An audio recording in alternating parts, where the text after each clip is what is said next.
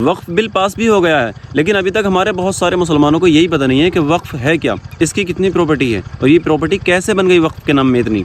تو آپ یاد رکھیں وقف کس پراپرٹی کو کہتے ہیں کہ جب کوئی مسلمان ثواب کی نیت سے اپنی کوئی پراپرٹی دین کے نام پر رجسٹرڈ کرا دیتا ہے، دان کر دیتا ہے، ڈونیٹ کر دیتا ہے، تو اس کو وقف کی پراپرٹی کہتے ہیں۔ جیسے مثال کے طور پر کسی انسان کے پاس کوئی 1 بیگھہ زمین تھی اور اس نے وہ 1 بیگھہ زمین اپنے دین کے نام پر اللہ کی راہ میں ڈونیٹ کر دی کہ یہ 1 بیگھہ زمین ہے، یہاں پر آپ مسجد بنا لینا یا مدرسہ بنا لینا یا قبرستان بنا لینا یا کوئی بھی دین کا کام کر لینا جس سے میرے بعد مجھے اس کا ثواب ملتا رہے، صدقہ جاریہ جس کو کہتے ہیں۔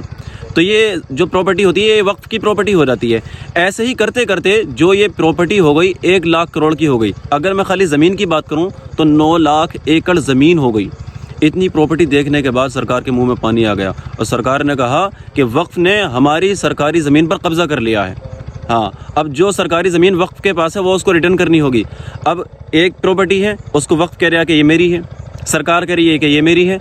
تو سرکار نے یہ بل بنایا ہے کہ ایک پراپرٹی پہ اگر دونوں مدعی ہیں کہ یہ میری ہے، یہ میری ہے، سرکار کہہ رہی ہے کہ یہ میری پراپرٹی ہے، وقف کہتا ہے کہ یہ میری پراپرٹی ہے، تو یہاں پر فیصلہ کون کرے گا؟